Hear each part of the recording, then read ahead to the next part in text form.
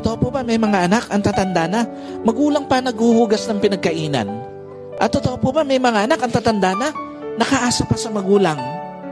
Napakalungkot na mukha ng pagiging magulang na senior na, namamasukan pa, naglalabada pa. Napakalungkot na mukha ng pagiging magulang na hindi makuhang makapagpahinga kahit pagod na dahil sa mga anak na parang hari at reyna sa bahay. Totoo po ba maraming mga anak parang hari at reyna sa loob ng bahay? Kainan ng magulang, uurungan ng magulang, ipaglalaban ng magulang, ipagtitiklop ng magulang. Napakalungkot. Hindi po sa pagmamalaki sa mga generation ng mga nakaraang generation.